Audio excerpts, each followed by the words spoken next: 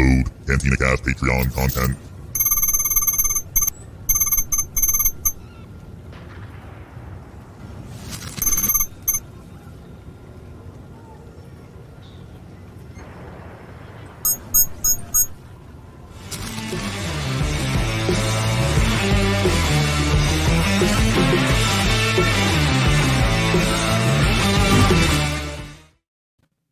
Hello, Patreon members. Hello, Jonesy. Howdy ho, Patreon members. Hello, everybody. Howdy ho, everybody. That's all right. No Wrong longer cool franchise. at this Yep. point. Yeah, wrong franchise. How you doing, Hey, man? so we're Long time here- no see. Yeah, it's been 11 minutes. Actually, no, because we went off the air and then went back to the green room and then came right back on the air again. So I'm already kind of sick of you now that going on to hour 2 here. We've seen a lot of movies lately. I don't know if you realize this, but we've seen a lot of movies the last few weeks. That's true. We really have seen a lot of movies. We're going to talk about one specifically. That's right. One little movie called Return of the Jedi, because we both got a chance to see this in theaters, which is the kind of gist of the show. And we're going to wax some. I want to talk a little bit about what the theater experience was like. We had a good, right before on May 4th, before we went and did the May the 4th Be With Y'all, we went and had a burger and we were kind of reminiscent about movie theater experiences back in the 80s and 90s and 2000s before, I'll just call it before reserved seating came into Right. play, which, wow, what a bunch of shenanigans that was. So never going back to that sucker. But yeah, It's a very different environment these days. I don't mind it though. I don't mind having assigned seats and not having to feel rushed. And where am I going to sit? Am I going to get the crappy seats either at the very front of the theater or in the very back? yeah. I mean, some things are improved, but there's a certain atmosphere that you miss out on that it will be difficult forever to be recaptured. So that's why you have Celebration though. So you go get that at Celebration now. Go get in other conventions. Go get it out of your system elsewhere, buddy. Pay a lot more Right. money to get it out of your system too. Music Train's with us. He got it. Hello, Mr. Hankey. Hey, speaking of paying a lot of money, real quick before we get started, huge thanks to our Patreon subscribers, to the people in the live stream tonight, as well as those who are listening to this after the fact. Special thanks over to Mike, Lauren, Dante Risk, Justin, Jackson, Shockman, Dan, Daz, Isabella, Uncle Leon, Josh, Jacob, Steve, and Reader Reborn. Gosh, that is a tongue twister. And then, of course, our Delusions Granier, CJ, and Rod. Thank you all so much for your continued support. We certainly appreciate it and hope you enjoy the content. Yeah, it should be a fun conversation. Hopefully, Jonesy will make it fun, if nothing else. That's why I'm here. That's why I'm here. Okay, all right. Let's talk about the 40th anniversary. So you and I got a chance to see it in theaters. I got a chance to see it once, and then like an idiot, I bought a ticket to see it second time. Do you remember this? Yeah, And I thought you were going to see it twice. Yeah, well, see, I bought it, and then I thought it was for Monday night. I bought it for last Sunday night. So Oh, boy. we were still on the freaking air. Laura and I were still on the air, and I got a reminder that said, your movie starts in 10 minutes, and we're live. I'm like, well, I guess I'm not going to see that movie because Oh, just shut the show down. I'm like, all right, well, sorry, everybody. I didn't want to do that to Lauren. I think I actually had told her prior to. I don't know if Lauren actually joined, if she joined the live stream or not, but I had mentioned it to her. I was like, well, crap, I got my wires crossed. I bought the ticket so far in advance, and I thought surely we won't be on the air, and at 11 p.m. or whatever it was, 10:30. I'll just have to cut out early, and Right. yeah, it was just poor planning on my part. So I only got to see it once. Now, to be fair, we did see it. I did see it in '97 during the special edition releases, which I want to talk about in just a little bit as well. But you got a chance to see it once as well. I think you got to see it twice. Yeah, this year. twice. Yeah. Okay, cool. But yeah, we were both a little disappointed because we didn't get the posters. And I thought for sure if you went opening night that they would do it. Now, I did see some people post that the posters were released. This happened with what was the movie? So when I went and saw Transformers, like the 30th anniversary edition or something like that, and they gave out posters, but it wasn't at all theaters. The other one I went to recently, I want to say it was one of the Raiders. It wasn't Raiders. I can't remember what movie it was, but there was a poster that was made. It was being handed out, and I went thinking, oh, I'm going to get this poster, and of course, it didn't get handed out. So I don't know the rhyme or reason is where I'm going with, like, who gets these posters, who gets to hand them out. There's a part of me, the cynical part of me, thinks these movie theaters or these punk kids that are running the movie theaters are hoarding these things because I see them pop up on eBay, and they've got 50 to sell, and they're going for like $25 a pop. Well, it didn't cost them anything, and they're just like selling these things like hotcakes. So Yeah, it's really hard to tell because, I mean, sometimes they only go through certain, theater chains. So maybe it only goes through AMC or it goes through somebody else. And you just don't either have an AMC in your area or that's not your preferred theater, right? I mean, I saw it at I saw it at a movie tavern branch, and then I also saw it at Cinemark. So neither one of those is AMC. I do live near an AMC, but so I don't know where it was actually through. I did see some pictures online of people getting like an autographed version of it, but that seemed very local. Like that, I think it was the person who did the artwork for the poster happened to go to the theater or for the theater was signing these things. So again, it seems like it was very special or very focused in certain areas or maybe certain theater chains or whatever, but a little disappointing just because the artwork on this poster really is phenomenal. I mean, just absolutely stellar in every single possible way.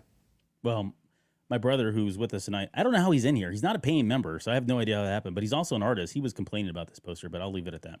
So I got to I'll tell you how he has access later. I'll throw him under the bus. Oh, really? You know how he does? Okay. Well, get the riffraff out of here. Kick him out of here. He doesn't belong in here. I'm kidding. So tell me so you saw it twice, same kind of experience, both? Was it packed? Was it crowded? What was it like for you on the 40th? Right, yeah. So one thing that it showed, maybe a frustration up front, it continues to show you that, well, first, Star Wars should be seen in the theater. I mean, hands down, you and I kind of talked about this too. Yep. It is a very special, unique experience in the theater. Having it be super loud and everything around you. And I know that's not for everybody. Some people, have a difficult time with the loud noise and all of that. But man, if you love movies and you like big movies, Star Wars is your movie in the theater. Now, one of my problems is that not every theater is made equal. And even when you're paying for a premium ticket, your experience is different in every theater. That's kind of the charm of it in a certain way as well, but it's also a frustration. Like I go see it in a really high-end theater. It's got the fancy screen, the fancy sound, and it still leaves you a little underwhelming. And then you go to another one that you didn't get all that stuff, and it just felt like a totally better experience. It's just so weird how it changes in that way. Not saying that they weren't enjoyable in their own ways. They absolutely were, but it's just kind of crazy how that changes from time to time. But as far as like how many people were in the theater, I was really surprised. A lot of late arrivers or people like arriving right as the movie was starting, not the previous, but as the movie was starting. And then I think the theater, when we saw it Saturday, maybe half full. And then that was a Saturday morning. And then I saw it again on a Tuesday late night, Tuesday like 10 o'clock show, PM. And that one was probably half to 2/3 full at most as well. So there were definitely lots of open seats, a lot of late purchases because I saw in some of the theaters post, the seating chart outside the theater doors now. Kind of interesting. Oh, and so when I looked at that, there were a lot of empty seats. And then when we came in, then later on, there were.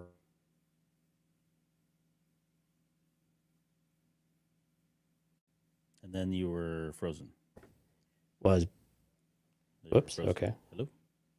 Hey, I already had a bit of internet blip. Yeah, a bit of an internet blip there. That'd be fun to edit out. But yeah, so the different theaters with the seats and all that good stuff. So I don't know what I was talking about. We'll just stop there.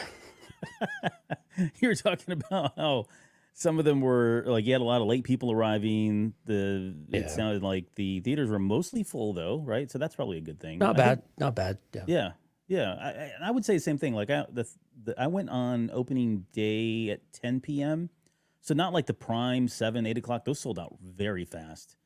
And when I went in at 10, and I went to AMC to see this. So I didn't go to like a lower tiered theater. I hate to say that because AMC is one of the bigger ones. But I noticed AMC in particular, you were talking earlier about the quality of the sound. Like they actually put a premium now on the good sound systems. I don't know if they do that in your area. But like if you go to see a standard 2D movie, you're going to get theater sound.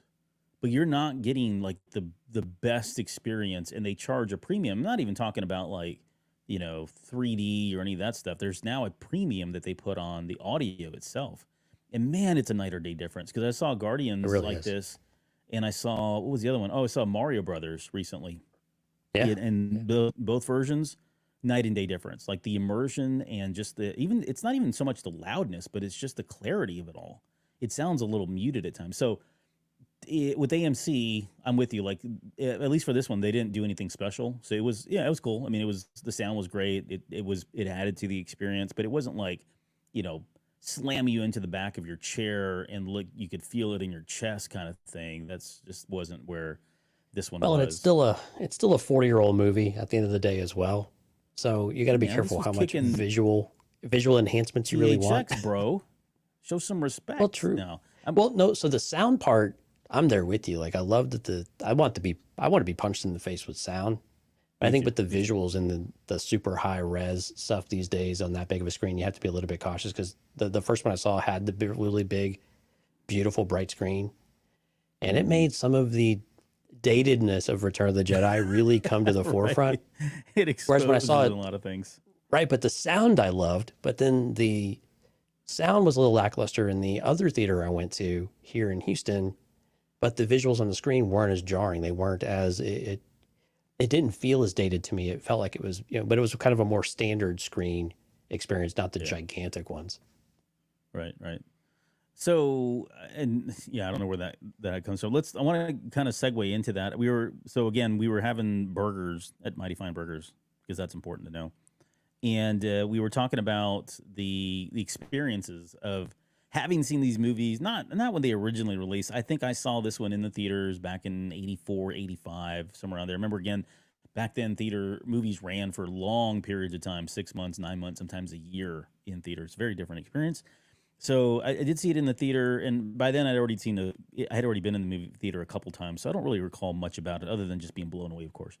But for the 97 special editions, this is where I want to talk about, because not only did you have to wait in line to buy your tickets, which was an experience in of itself, right? To stand in line and just to buy the dang tickets. Then once you had your 10 tickets, 20 tickets, however many people you were going to see, and at the time when 97 rolled around, I was telling Jonesy, I think I was 24 years old. I had a $40,000 income, no kids. I mean, it was just like I was rolling in money at the time.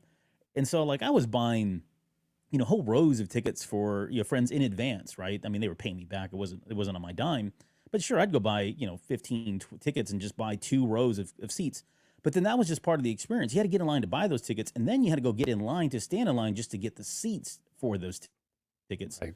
And when Star Wars first came out, when the re-release of Star Wars came out in 97, that was, people camping out for like, days and weeks, or actually it was probably more days. But when the second one, when Empire came out, at that point, it was now people were bringing in tents, and they were cooking food, and there was, dressing up as cosplay. You were there for 3-4 days exchanging phone numbers because there was no, email or anything like that. Well, let me ask you a question. Was it more festival or more refugee camp? It was like, it was like festival when Star Wars was released in 97. Then it was like refugee camp when Empire Strikes Back came out. And then by the time we got to, probably the same for Return of the Jedi, but by the time we got to The Phantom Menace, they had put a clamp down on a lot of that stuff because we ruined it for everybody. Like we left, and I say we, I'm talking about we as the populace that were going to see these movies in 97. We left trash everywhere, tents and stuff. I mean, they kind of ruined that experience for so many other people that when we got to The Phantom Menace, not a lot had changed. You still had to go buy tickets, and then you had to go still wait in line, which we can kind of maybe talk about as well. But it was just a very, very different experience. And like you said, I think people are going to miss out on this because there was some fun in this as well. There was some fun in camping out for the tickets and then camping out for your positions, and then the shenanigans of like running in, and then they would queue you up. So you'd run into the theater and they would queue you up. So then people were cutting in line, fights were breaking about because one person was holding a spot for like 15 other people, which didn't seem fair because they would then go, bring a back. This is what we used to do. We bring a backpack, put a bunch of stuff in there. So like coats, books, whatever it was, go into the theater, lay down your coat in the first one, go down to the very end, lay your backpack on the last seat there, and then just start putting all these items that you brought as placeholders for the people if they weren't there just to hold the seats. People were jumping over rows to get into seats because, there was a seat that was in front of them was a better spot, and then, you're jumping over a row, but then the person's coming down the aisle the right way, so that would start a fight. It was just like mass hysteria at the time. Maybe this wasn't your experience, but Alex can attest to this. My brother's with me right now. This was like, again, I was 24, and this is what I did. Like every weekend was just go through these shenanigans and get into fights with people about my seats and for different movies, not just Star Wars, but just movies in general. So I'll shut up because I don't want to soapbox. I was a jerk. I was a jerk to my friends. I was like, you're going to be here in line with me or you're not getting a seat next to me. I'll leave your ticket like under a rock outside of here. Yeah. I had a problem with that. Sorry, I didn't.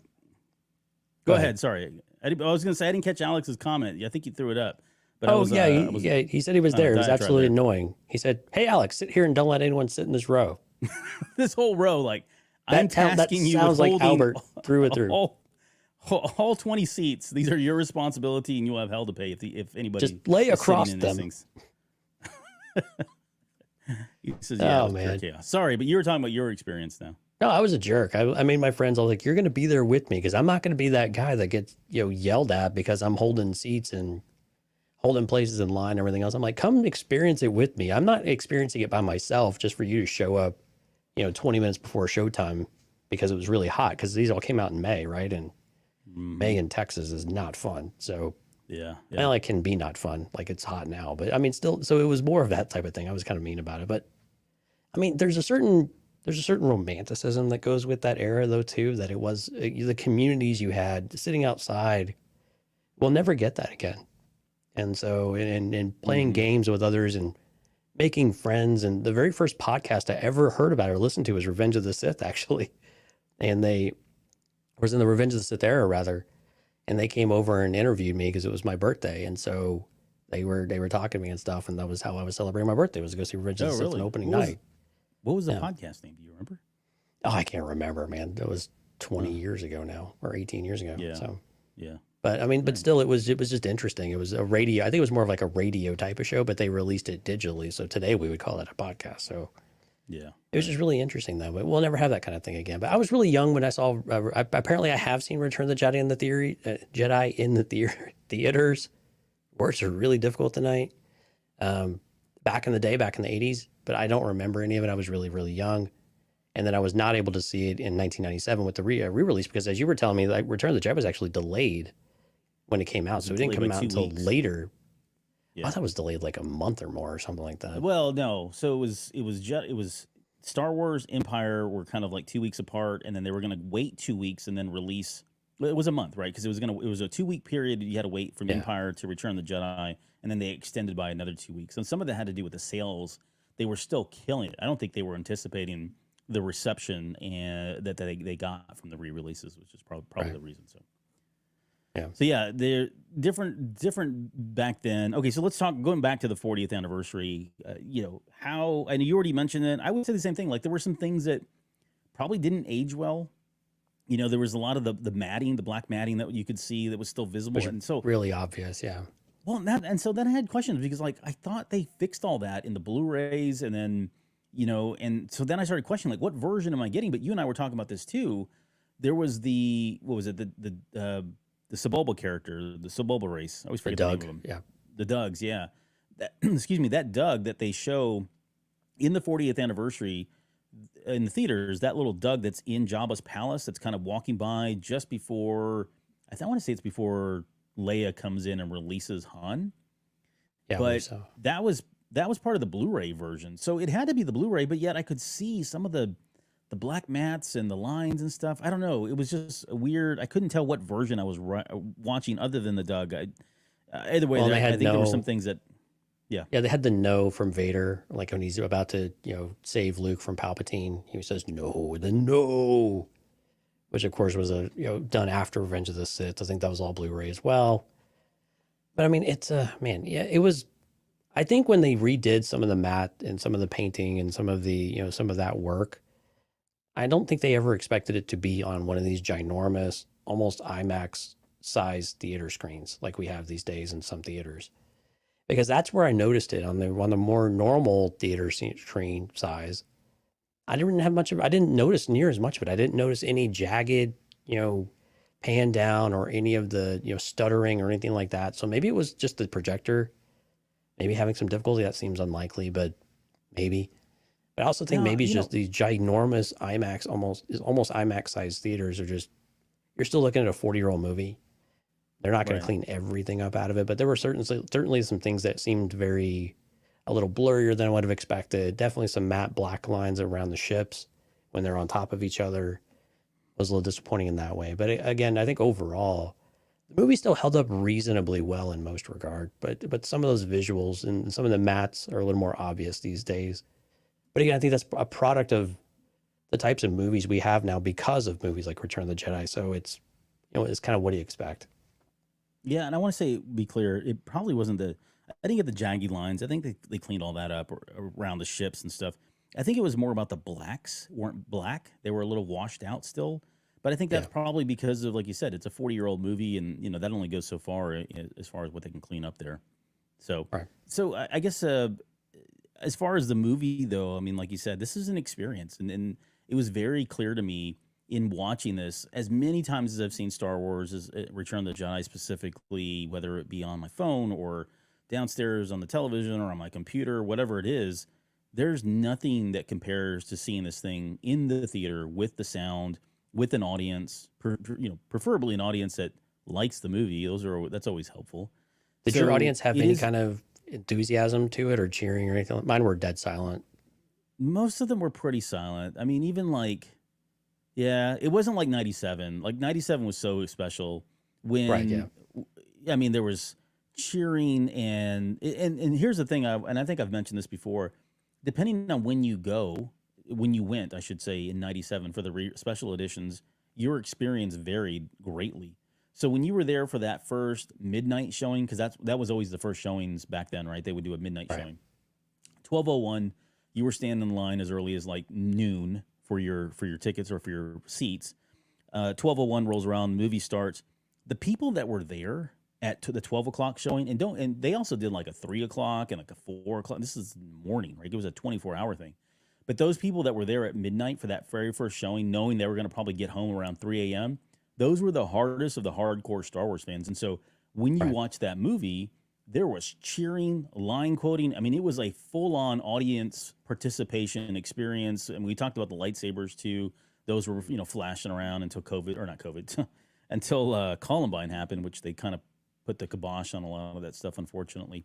But yeah, it was a very different experience. So with the 40th anniversary, even though I was there on opening night, it still wasn't like that. Like everybody was just kind of pretty mellow in their seats. Nobody was quoting anything. Nobody was cheering. I was hoping that, I distinctly remember when he ignites the green. That was like a huge uproar of audience, of people yelling and screaming during the 97 versions. And I was thinking, well, maybe somebody will do that during the 40th, but no, it was kind of like, whatever. So, Well, I will say but it's this fun. though. So one thing that was fun though is I saw the when I watched it on Saturday, I saw it with Stephanie, and our tier names, two of them are from Return of the Jedi, and so it was kind of cool seeing the light bulb go on and saying, "Oh, this is where you get this stuff from." Yeah, I mean, she's a Star right. Wars. I mean, she's a Star Wars fan clearly, but every once in a while, you're like, you just can't always place, where they come from specifically, or you just. I mean, you and I pull things out of every which direction all the time. So keeping up with us, I get, is not the easiest thing in the world. But it was fun kind of seeing the light Oh, bulb you're go on. I'm talking like, about the oh, that's what it was. Sorry, you're Yeah, talking like about now the tier names for the Patreon stuff is for where she Patreon, finally yeah, clicked. Yeah, yeah. So yeah, it was we're now part of the tribe and delusions of grandeur. right, yeah. Yeah, Which I So actually laughed at that line because I just loved that line so much. I'm out of it for the one. Everyone gets delusions of grandeur. It's yeah, just such a perfect Han Solo quote of like everything right, he's the center of attention, even when he's not around. It should still have been him, right. It should still be him, but it's not. right? But there were a few things I So had questions for you on though. yeah, okay. About as we talk about these, you talked about at Night the Green. So these era defining moments, like these moments in Star Wars, that we can always just say these are epic moments that really get our blood flowing. Like you said, get the audience in an uproar and cheer. And Return of the Hmm. Jedi has several of these moments. And so I thought we'd just maybe talk about a few of these and just see if they still had that same impact to you. And since you brought it up, Ignite the Green, Jabba's, the skiff in front of Jabba's sail barge, brand new lightsaber, R2, he does the whole, the salute, you get the John Salute. Williams music, building it up. Yep. Like, did it still have that same hair raising effect on you 40 years afterwards? Oh yeah, for sure. And maybe not so much like when I'm watching it at home again or on my computer or my phone. It doesn't have the same impact, but seeing that, hearing that on the screen, especially it's the music, it's the John Williams soundtrack. Or just the little bump, right? The lead into Right. that, and then you get the Force theme playing there before we actually get the whole main theme of Star Wars. That whole, I mean, it's hard to put it into words, and I think I even posted that on Twitter that it's really hard to convey what that experience is like in words because you just kind of have to feel it, you kind of have to see it, you kind of have to be there for it.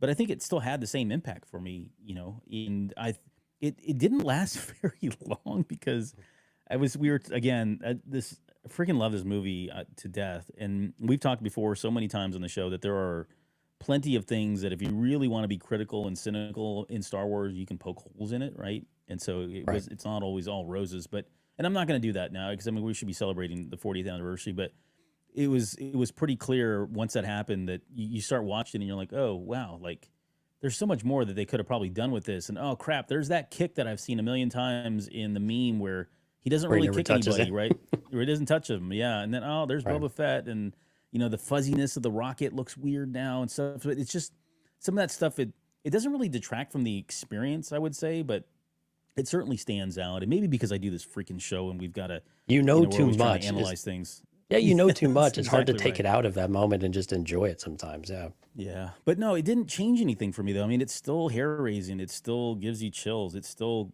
Alex is saying the best Luke moment. Yeah, I mean, it is his best moment, arguably. I mean, you could throw in the scene and throw in the saber off to the side, right? I mean, that is kind of one of a defining moment for Luke Skywalker. But man, this is the first time we got to see him and the first exposure to the green lightsaber, which, if anybody that doesn't know, the story is it was originally going to be blue because that's his lightsaber color, and they couldn't get the blue to show up on the Tatooine background because it had a blue sky.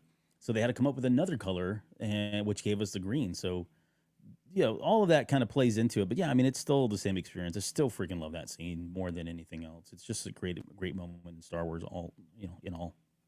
Yeah, I'm with What Alex on about this the? one. I think this might be my favorite moment in Star Wars, period. Just the amount of excitement you get. I mean, I did get hair raising event. Like I had a big smile on my face.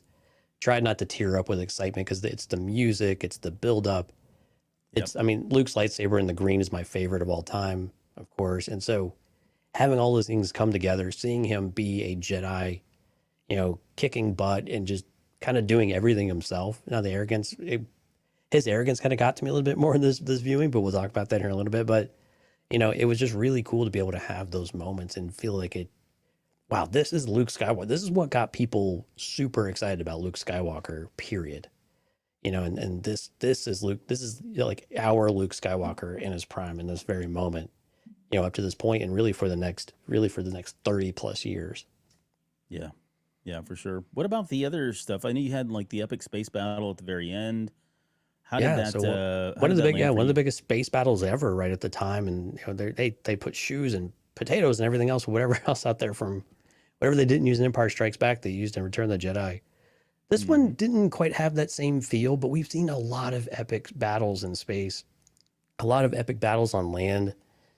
So this one had a harder time living up to that hype. It was still exciting, it was still fun, but it wasn't as just overwhelmingly amazing as it used to be. And I think this is just a product of we've just had a lot of amazing battle scenes over the last 15, 20 years in particular.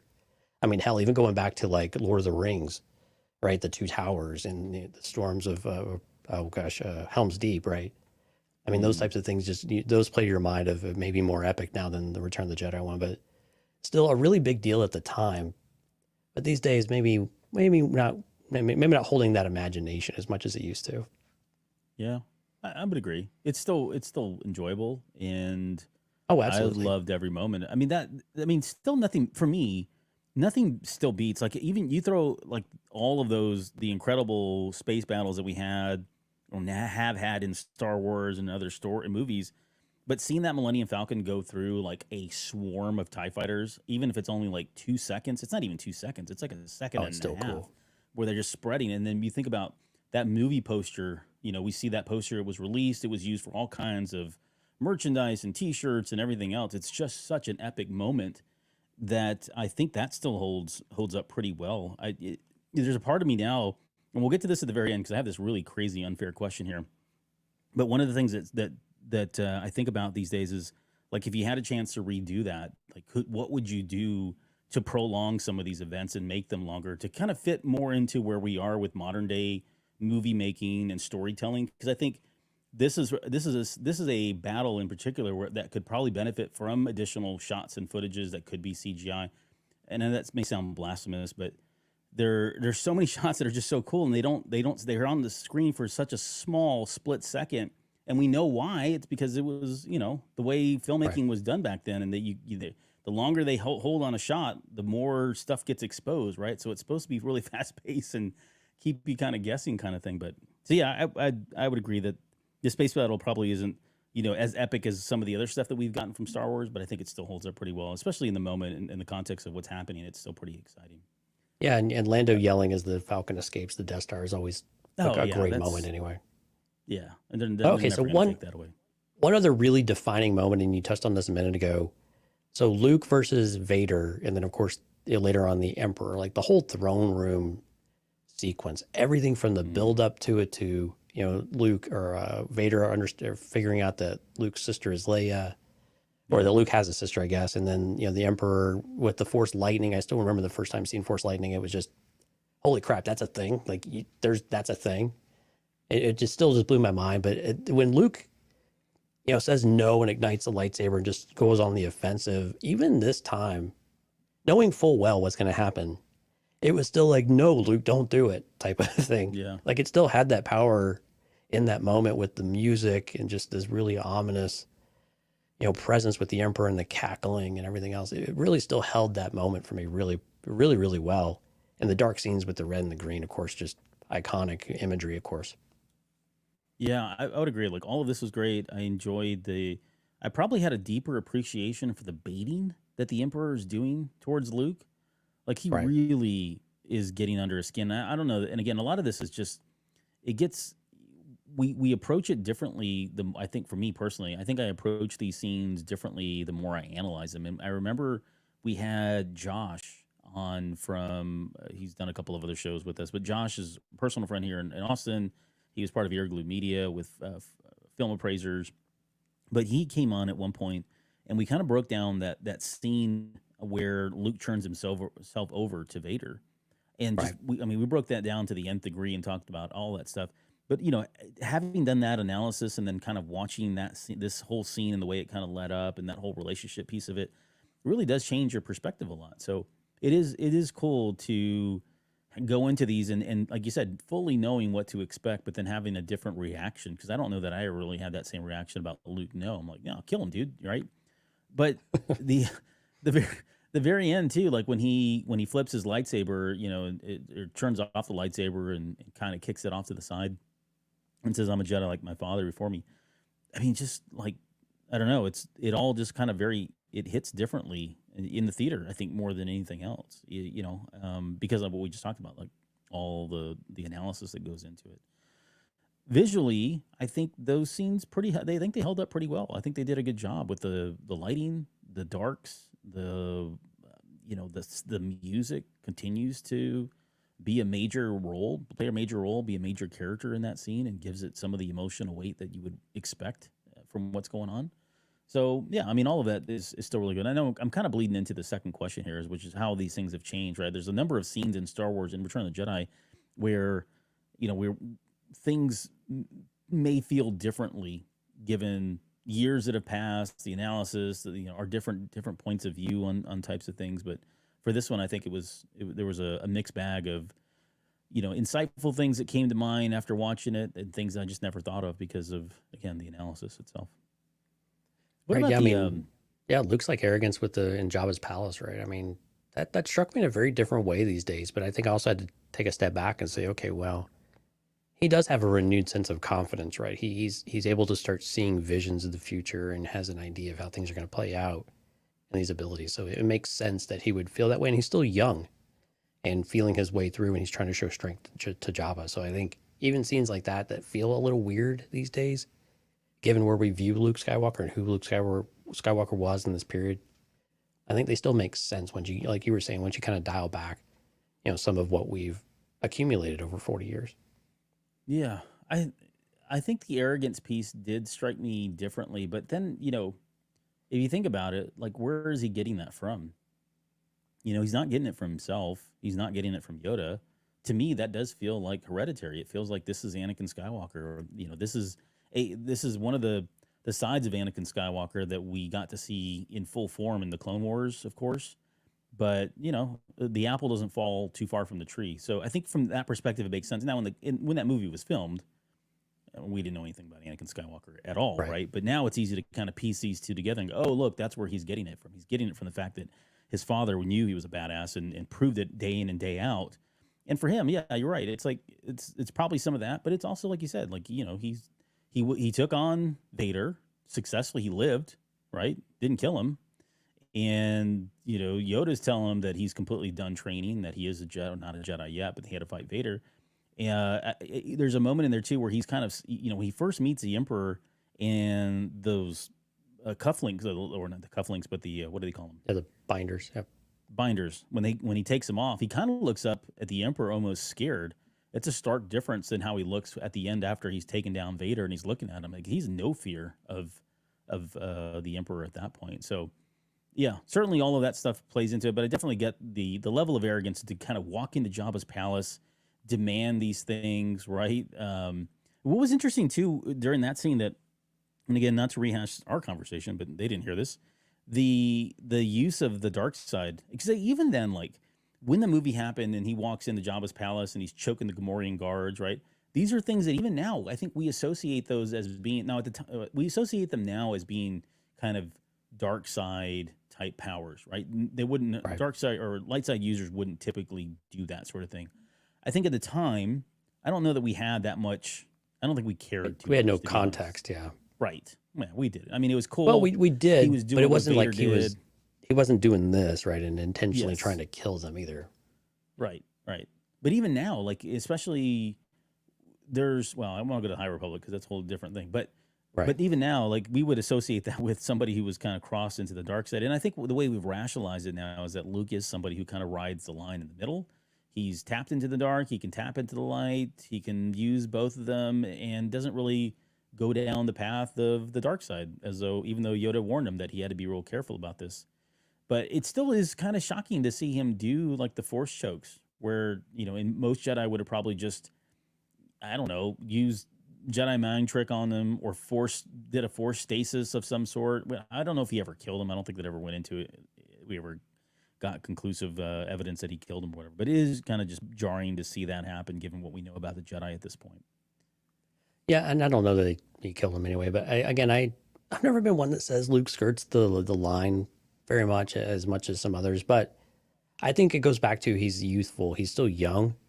And there's probably not a lot of written rules. Like he didn't have the ancient Jedi texts yet, right? To be able to say, hey, force choking's bad. Don't do it.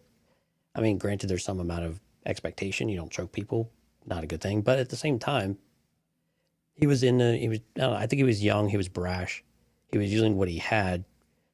Is that the dark side? Probably. We could, there's a strong argument for it, of course. But I think also is like he's just trying to get his way in. And he's not quite felt his way through the damage that he's capable of doing quite yet with these powers that he's accumulating. This is really the first time he's truly put them into actual use. So I think it's him a bit exploring about what he's capable of, and maybe not maybe doesn't have the governor set quite correctly yet. Mm-hmm. Yeah, I wonder who taught him that. I mean, that's the thing. He probably nobody, right? He just kind of applied it. Yeah, maybe. You had Force ghosts and spirits in here as well. I had ghosts crossed out because that's not a thing anymore. But yeah, so it was more the idea of Force ghosts and spirits in Star Wars. Like we saw for the first time Obi-Wan Kenobi coming back to talk to Luke after Yoda disappeared. So we got to see not only Obi-Wan getting disappearing after he was killed in A New Hope, but then now we see Yoda actually intentionally disappearing into the Force. And then Obi-Wan coming back. And then, of course, at the very end, we had all three characters come back to appear to Luke. So again, it was just different, something different that we had not considered in the past or considered up to that point that these things were possible. And now not only do we have disembodied voices, but we actually have, physical, spiritual, presences in front of us that we can almost reach out and touch, but are definitely, visible to Luke. So again, I think, has anything changed with how we view any of that? I think especially with maybe Anakin's really quick rise to, or ascension to be able to achieve these types of things. I don't know how we still don't really know how that fits in. That's how I'm going to get into your last question a little bit later on. But anyway, has your feelings changed in a lot of that stuff? I mean, we're running a little short on time, but so we don't have the time to really analyze it these days. But How's your perspective of that changed a little bit? Not the Sebastian Shaw to Hayden Christensen change, but Oh just man, that's the where I was overall. going. No, I'm kidding. Okay. Yeah, I would. It's again, it's more about. I think it's more about just understanding the inner workings of that makes it different now, and exactly how it happens. And we don't have all the answers, but from a certain point of Right. view, that novelization, there's some stuff in there that kind of explains it.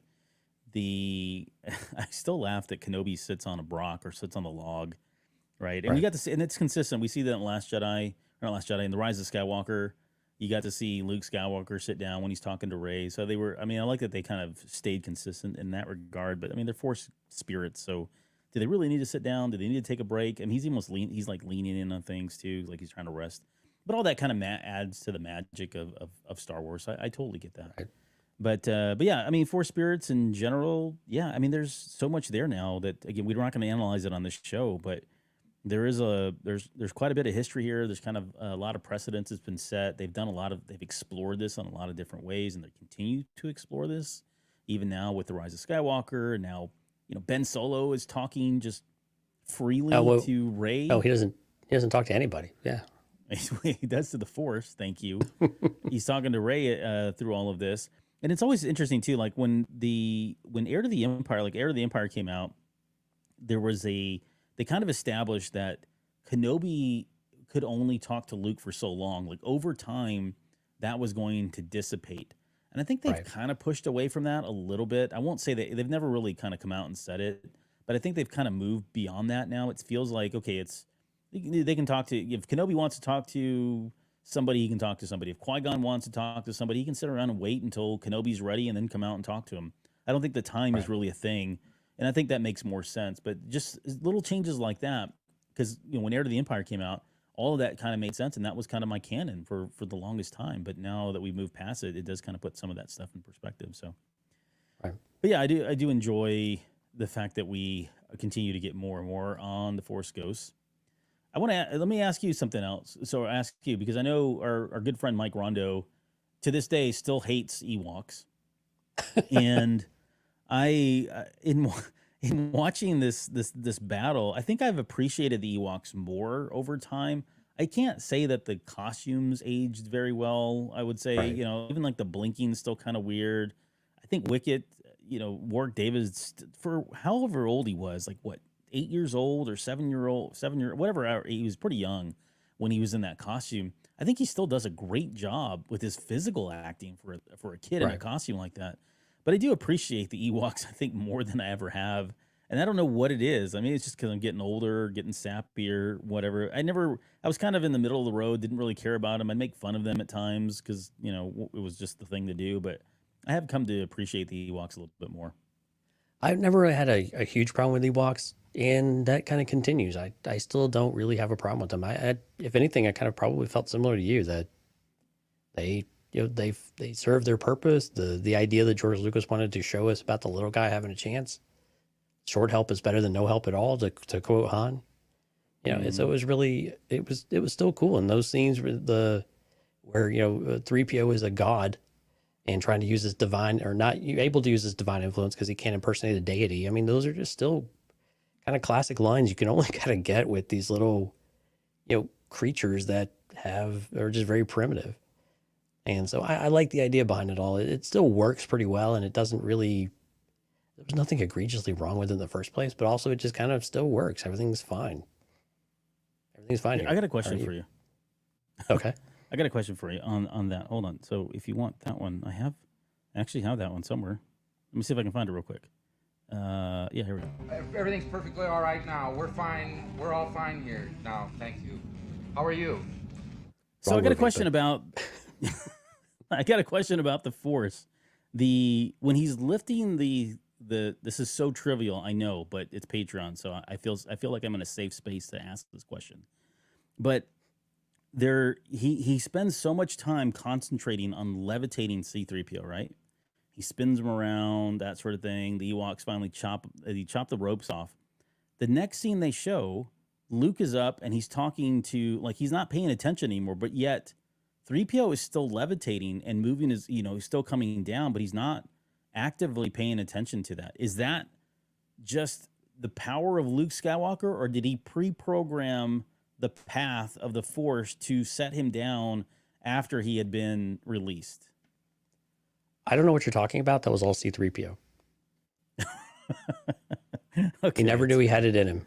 I asked for that. Yeah. All right. You did. Yeah, you really did. Something to think about. It used to bother me as a kid, and I don't. Sometimes I don't sleep at night because of it. But I don't know. I don't have a good reason for it. I like to think that he was just that powerful that he didn't have to actively look, because he's not paying attention. Like, he's looking over here, talking to Leia.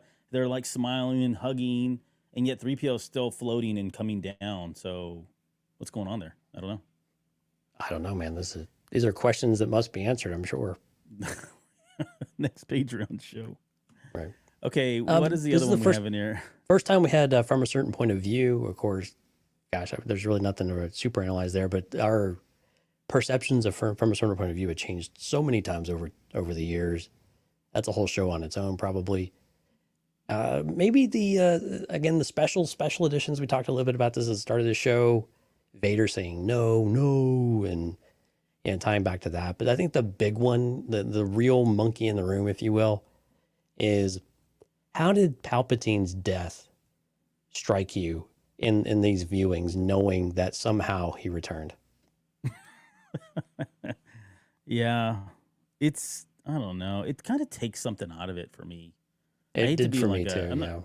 I'm not trying to be a Debbie Downer, because again, I enjoy this movie no end, but the fact that that's not him leaving. And let's be fair, like, I don't want to put this in context. Like, I already went through all of this grievance, and I already went through these stages of loss, because when they came out with the Dark, that's why I'm Empire here, by the series, way, is to dredge it all back up. Yeah. Right. Yeah. Put me through the ringer here, on the emotional ringer of sorts.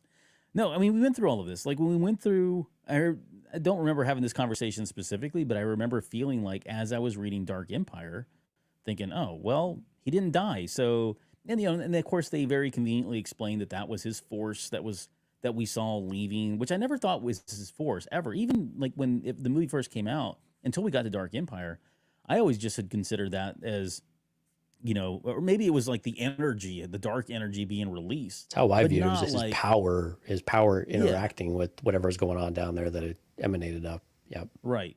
Exactly. And that was it. Not that his life essence was being transferred to Exegol or wherever now in canon, or being transferred into his clone bodies, and where the hell was he on Dark Empire, right? None of that was it never crossed my mind when it first came out. When Dark Empire came out, and we learned that that's exactly what was happening, I'm thinking, okay, well, that felt like it diffused some of the effectiveness there, that it really wasn't him dying. He was just going somewhere else. So I kind of went through all of that already. I think I kind of got beyond it. But yeah, I mean, it still kind of feels the same way, especially now in canon, because, we know that's not the end of him.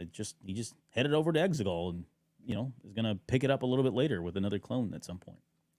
What about you? Somehow. I had very similar feelings. I kind of got over with Dark Empire. I don't mind the idea of Palpatine coming back or having clones and that type of thing, because it makes sense. The contingency, all of those good things that we already know so much about, but it did take away from it, because I'm like, okay, well, now I'm like looking at the scene, just staring at the screen. I'm like, okay, well, what does this actually mean? Like, what is all the blue stuff actually doing? What is it? It took me out of it, knowing what we know from Rise of Skywalker. And right. It was a little sad. I'm not going to lie. It was a little bit sad and a little anticlimactic at the end of the movie. That's kind of what happened. But there were still other moments that followed up that kind of brought me back into it. Luke and Vader, or Luke and Anakin having those moments kind of brought me back into the movie in a little bit different way. But yeah, definitely that moment in particular with Palpatine, it feels very different now, because it is very different now. And to the point where, okay, we just kind of delayed another inevitable battle, which I get it. Star Wars, it all comes back around at some point, but it lost a little bit of that luster. It lost that finality that I think George Lucas really did feel like, this was it. This is the end of these 6 movies, even though it was only the first, 3, the second 3 of the first 6 or whatever. Yeah, the way I look at it is, I think when it was originally released, that scene was the second, or the rebirth. I'll call it redemption. I'm using air quotes. But the redemption of Anakin Skywalker, it was the return of the Jedi. All right? For me, Return of the Jedi has always meant the return of Anakin Skywalker. I know there's double meanings, and I know people can talk about it's the return of Luke Skywalker as a Jedi. I get it. But for me, it's always been Anakin Skywalker. So originally that scene for me was the return of the Jedi, which is Darth Vader, Anakin Skywalker. It was also the death of the Emperor, right? And now that they've kind of, now in canon, on a positive, I would say it now refocuses. It's no longer about the Emperor's death. It is solely about Vader, about Anakin Skywalker coming back and then having that relationship, the love between father and son. So in that regard, I think it kind of does a favor to that, right? If you want to look at it that way. So I guess there's a positive way to kind of look at that scene, even if it doesn't feel like it's not a finality there as far as his death goes. That was definitely from a certain point of view, you might say. Yeah. Alex says, what do you think about the Imperial troops just running past Vader as being dragged by Luke? Oh, they're a bunch of jerks. Like, it makes sense, though. See, that's Vader. The place is on fire, and he doesn't have a hand, and he's getting dragged across by like a 13-year-old kid. Like, I'm sorry, lost cause. Move along. I mean, maybe it speaks to just how much they hated the guy, too. I mean, they feared him every day. So, like, why help that sap out, Exactly. He doesn't look like he can help himself. I'm okay for once. Right. Yeah. Okay, let's get to this in the last 9 minutes. I have this question that says, if you could enhance any of the scenes or moments in Return of the Jedi via special effects, more shots, footage, etc., which scenes would they be and why? I'll let you take this one because I have like a list of 20 scenes here. I know you only get to pick one, by the way. I think one and a half. I'm kidding. If I had to narrow it down to one question that's always been on my mind when I remember watching this as a kid and even growing up, and even still to this day, I think to an extent, is I would have liked to have seen Anakin actually become one with the Force. So when we get to the funeral pyre scene, it's really clear and obvious that he is just burning the suit. That he's not burning Anakin inside the suit. Because if Anakin came back as a Force spirit at the very end, then presumably he became one with the Force and Luke is not burning his dad. Right? Well, yeah. And so sorry. Yeah, and that's kind of done. But I mean, that's the one part I wish I would have had more. Even to this day, I wish I had more of that clarity around, because I think it would just made that connectedness so much easier. And now, granted, I know that's it's troublesome even to this day because of because of the Clone Wars episodes with Yoda and with Qui-Gon Jinn and what they've had to learn. And we know Qui-Gon had to teach Obi-Wan, right? In order to, Albert's getting out the source books. I mean, we just have all these other content now that makes it more more challenging. But if I were to go back and add anything to it, I mean, you could talk about cleaning up effects or maybe connecting Luke's boot to a face or something on the skiff. I think this is one scene from a storytelling perspective that I would have really liked to have seen a little more clarity on. I think that would have been interesting to see how they would go back and handle that. Yeah, I was trying to go back to figure out which story it was in. Oh, I'm like the wrong book. Darn it. I meant to grab the Star Wars one. But from a certain point of view book for Star Wars, for A New Hope, there is what we know, for anybody that's not aware, from what we know now, in order to transfer your life essence to the Force and become a Force spirit, the physical body has to actually disappear, which is what you're speaking to, right? Right. And we don't know for sure that when that happens, if it happens, and that sort of thing. Well, I guess we would have to presume that it does happen, right? Because he does show up as a Force spirit. And so unless he got a free pass, not only was his lesson accelerated, which I think they're now going to explain. I think we're going to get that story from a certain point of view, the Return of the Jedi edition that's coming out here in just a few weeks or months, whatever it is. I think we're going to get that story. I think they'll probably get around it by saying, time passes differently in that realm and that than, in the physical form. So that would be an easy way to explain it. But nonetheless, we know unless he got a free pass on that, him turning into a Force spirit would mean his physical body left. And so that, again, what you said, that burning of the suit is literally just the burning of the suit. There's no physical body in there at any point. So I actually kind of like that. I wish they would kind of explain it or show it in some way. And the spirit of this question isn't really to, like, most of the stuff that I have are not like total rewrites. Like, I'm not changing the context of it. I don't want to go on a binge here and say like, oh, I can do a better story. That's not at all what we're saying. We're just saying it's the same story, just enhance it a little bit more, like whether through visual effects and all that. So I'll go through these quickly. The first one I had is the construct the green. Like this is the deleted scene where Oh, Luke that is would have been great. building. Yeah. Yeah, Luke's building the lightsaber, and I would not have ignited it though. That's the only difference. I think in the original script, he does ignite the lightsaber after he's constructed it because I think that would take away from the big surprise and the big reveal of him igniting that on the little skiff there, right? So all I'm Right. saying is they have that scene somewhere on Tatooine or wherever it is. I think it was supposed to be on Tatooine in a cave somewhere, but have him using the Force, reconstructing this thing the way it's supposed to. Maybe they could show the lightsaber, like the kyber crystal, but not. You could see it maybe as like a really dark crystal, maybe a greenish tint to it, just to kind of just to kind of tease that it is the green we all know is coming. But seeing that and then him giving that or placing it in R2, I don't think it would necessarily take away from it. I think it would still add to it because now he has a lightsaber and just waiting like when is this all going to happen, right? So I think that would be kind of cool. I would reshoot the animatronics. Like there was one thing that stood out for me in watching the 40th anniversary. As much as I love the stuff that Phil Tippett did, there was just some of it just looked kind of dated. It looks too much like Jason and the Argonauts at times. I hate to sound sacrilegious here, but like the ATSTs, at the battle, it's when the logs come down and that thing kind of slips and falls. It looks like paper logs, or it looks like toy logs. It's very dated. Yeah, it just looks dated. Yeah. The Rancor in some ways. I mean, I love what they did. I mean, the way they slowed the camera down, like the number of frames to kind of give it that big hulking feel as well. I think they did some really good stuff there. Snice Noodles as well. Like she didn't age well. I think they just make her CGI. So all the animatronics have just CGI that whole thing. I would remove Jedi Rocks. Like I don't like this song. I'm sorry. I don't like Jedi Rocks. Gasp. I like Lapty Neck. I like that song better. And I think that song should still no. Like that whole this is what bothers me so much. Like I don't hate the song. Like I don't hate the song at all. But what bothers me is when I get on these Twitter fights with these idiots that are like Star Wars was perfect in every way, and I'm like, even the special edition, you're okay with. They always talk about this change that Favreau did, or this change that quote Kathleen Kennedy put in here really pulls you out of Star Wars. Do you remember the dang bug thing, whatever it was, that was singing Jedi Rocks? And he comes screaming into the camera so that I you believe can it's a see his Yuzum, tonsils. Albert. Yeah, the Yuzum. Yeah, you can see his tonsils and his teeth, and it's so in your face. That didn't pull you out of the movie.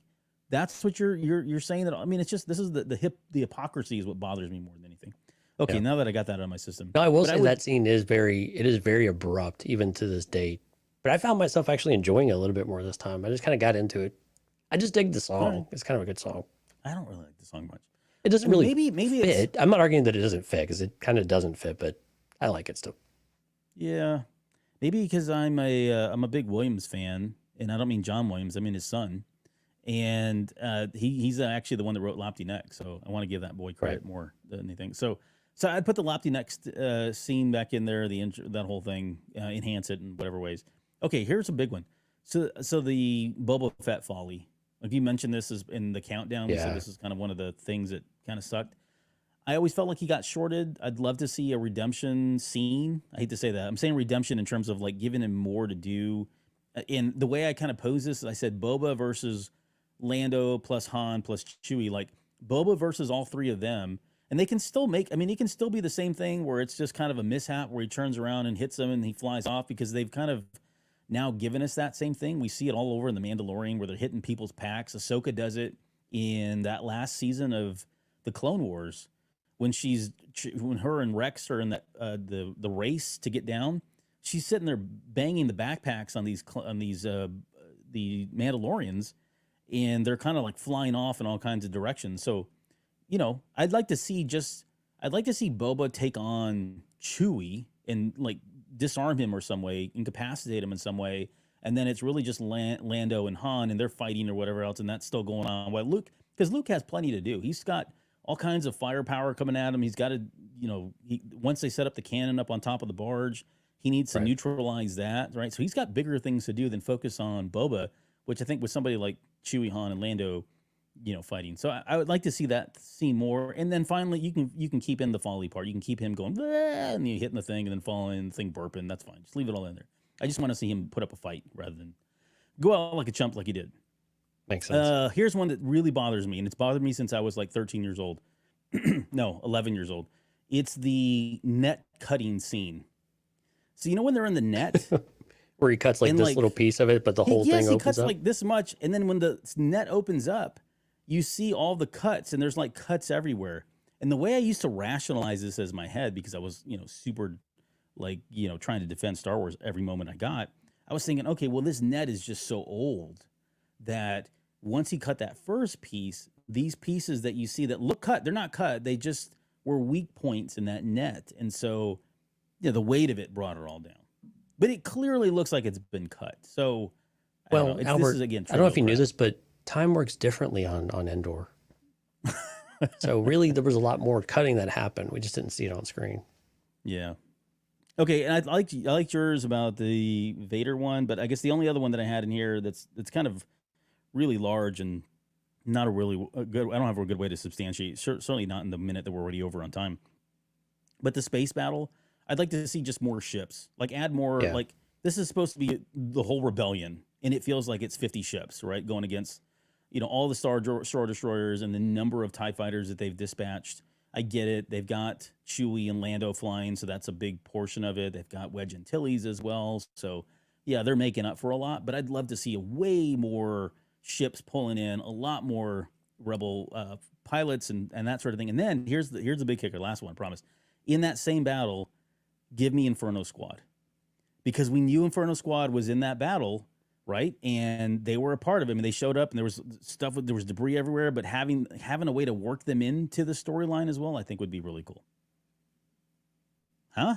It doesn't change anything. It doesn't change anything. 80th anniversary might be there.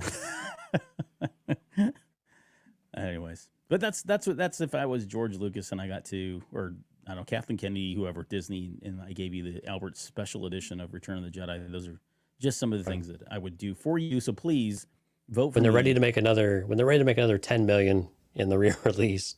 You guys come back and spend a couple million to get some of the effects in there. Yeah. I think it'd be great. I think modernizing some of the movies is always a tricky thing to do, right? So, but it's kind of fun to speculate and kind of theorize about what would you do a little bit differently. How would you bring to life the things that you wouldn't we can do now that they just couldn't do back then. That's the whole idea that George Lucas had with the special edition release. So it's actually very consistent with with these Star Wars movies these days, with the original trilogy in particular.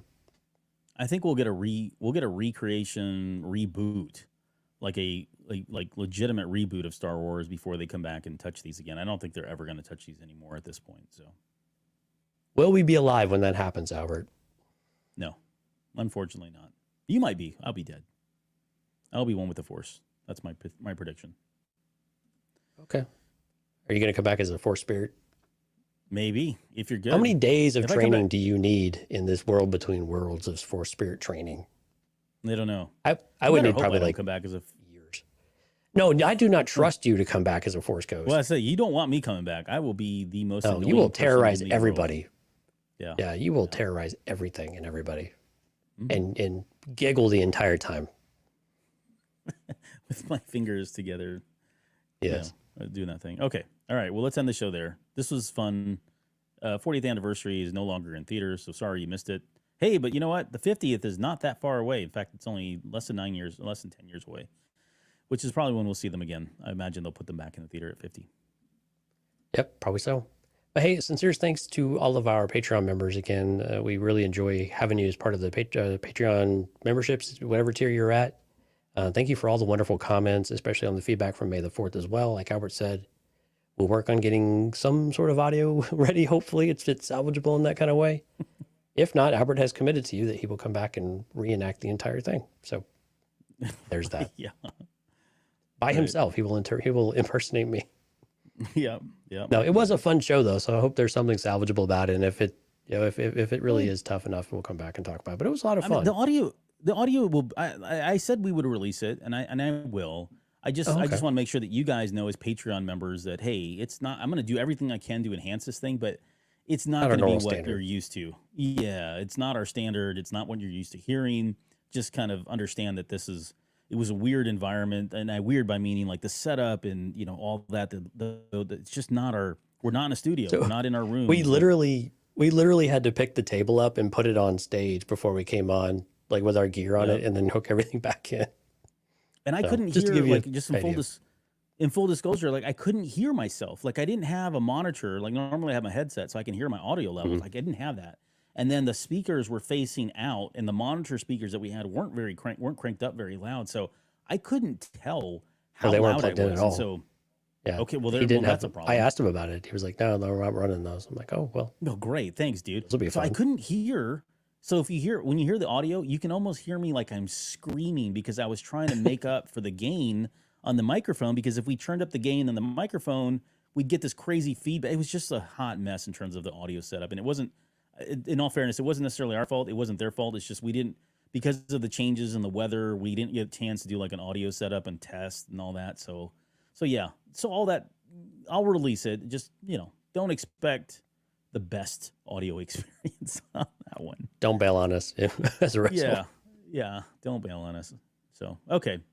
All right. We'll end there. Thanks everybody for joining on this show. We'll be back on Thursday to start covering our Star Wars Vision stuff. We've got all kinds of other content still coming out, and we're getting into the dry months, right? The summer where we don't have anything before Ahsoka. So we're going to really start getting back to some of the, especially on the Patreon, we'll get into some of the more speculative theory type shows that we are, kind of do whenever we don't have television shows going on or news coverage and that sort of thing, now that we segregated all that. So it should be a lot of fun. Okay. Any final words before we go? Oh, thanks everyone. Appreciate it. All right. We'll see you guys soon.